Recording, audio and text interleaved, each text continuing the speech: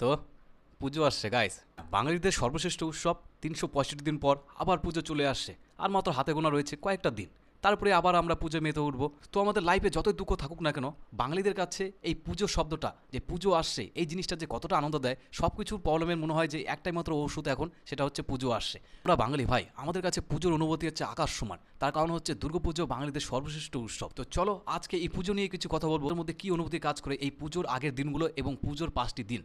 আমাদের বাঙালিদের মধ্যে একটি প্রবাদ আছে যে বাঙালিদের 12 মাসে 13 পার্বণ। তবে দেখবে 13 পার্বণ থাকলেও এই দুর্গাপুজোর প্রতি একটা যে কতটা আলাদাই লেভেলের অনুভূতি আছে, সেটা একদম ভাষায় প্রকাশ করা যাবে না। তবে আমি কিছুটা বলার চেষ্টা করছি, আবার এবং কিছুটা আমি ফিলিং শেয়ার করার চেষ্টা করছি যে দুর্গাপুজো নিয়ে কী অনুভূতি আছে আমার মধ্যে, বা তোমরাও কিছু রিলেট করতে পারবে।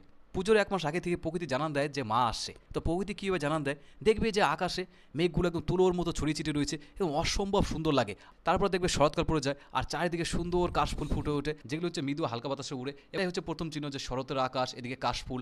আর হ্যাঁ, ভোরবেলা ফুটে হচ্ছে শিউলি ফুল, যেটার গন্ধ একদম অমায়িক লাগে, যেটা ভোরবেলা যে স্নিগ্ধ একটা গন্ধ দেয়, এবং সেটাই দিয়ে বোঝা যায় যে হ্যাঁ, পুজো ঘনিয়ে আসছে। আরেকটা জিনিস দেখবে যে সকাল সন্ধ্যায় বন্ধু বান্ধবীদের মধ্যে এখন একটাই হট টপিক থাকে, তো চলে আসলে কে কবে কেনাকাটা করবে, কে কি কিনবে এবার, তারপরে কে কোথায় ঘুরতে যাবে, কোন দিন কোন পুজো মণ্ডপে যাবে, বা কোন দিন টাউনে যাবে ঘুরতে।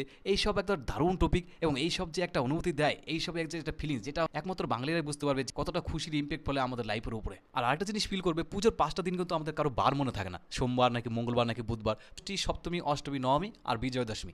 এই হচ্ছে 5টা দিন। তবে এই যে পুজো আসছে আসছে, এই ভাবটাই কিন্তু বেশি আনন্দ দিয়ে থাকে। তার কারণ হচ্ছে পুজোর দিনগুলো এত স্পিডে চলে যায়, বুলেট ট্রেনের মতো দিনগুলো চলে যায়। আমরা বুঝতেই পারি না যে কবে ষষ্ঠী শুরু হলো, কবে আবার বিজয়া দশমী চলে আসলো। যখন একটা আনন্দ মেতে উঠি, তার আগে মনে হচ্ছে যে পুজো যখন শেষ হয়ে গেল। তার জন্য এই যে দিনগুলো, পুজো আসছে, পাড়াতে বাসে প্যান্ডেল তৈরি হচ্ছে, পুজো মণ্ডপে মায়ের মূর্তি তৈরি হচ্ছে, এগুলো যে একটা ফিলিংস, এগুলো যে একটা অনুভূতি। আর পুজোর আগে প্যান্ডেল দেখতে যাওয়া, মায়ের মূর্তি বানানো দেখতে যাওয়া, এগুলো একটা আলাদা একটা অনুভূতি কাজ করে আমাদের বাঙালিদের মধ্যে। তো সোশ্যাল মিডিয়ার যুগ, সোশ্যাল মিডিয়াতে এখন ইউটিউব, ফেসবুক, ইনস্টাগ্রাম, যেখানে যাবে সেখানে দেখতে পাবে যে কিছু কিছু ভিডিও, কিছু কিছু রিল, কিছু কিছু পোস্ট ভেসে আসছে যে দুর্গাপুজোর সময় কে কী করছে, বা দুর্গাপুজোর ভিডিওগুলো, ওগুলো দেখে আরও মনে হচ্ছে যে না, পুজো আসছে। যখন পুজোর দিনগুলো চলে আসে, আমাদের শপিং করা হয়ে যায় এবং পুজো শুরু হয়ে যায়। মাইকে গান চলতে থাকে, বিভিন্ন নস্টালজিয়া গান, পুরনো গানগুলো ভেসে আসে। সব থেকে যেটা ইম্পর্টেন্ট সেটা হচ্ছে ঢাকের আওয়াজ। ঢাকের আওয়াজ ছাড়া হচ্ছে পুজো ইনকমপ্লিট। পুজোতে নতুন জামা কাপড় পরে সব বন্ধু বান্ধব একসাথে পুজো মণ্ডপে যাওয়া, পুরনো বন্ধু বান্ধবীদের সাথে দেখা হওয়া, বাড়িতে আত্মীয় স্বজন আসা, ভালো মন্দ খাওয়া, পুজোতে হাই হুল্লোড়, ফটো সেলফি তোলা এবং খুব ড্যান্স করা,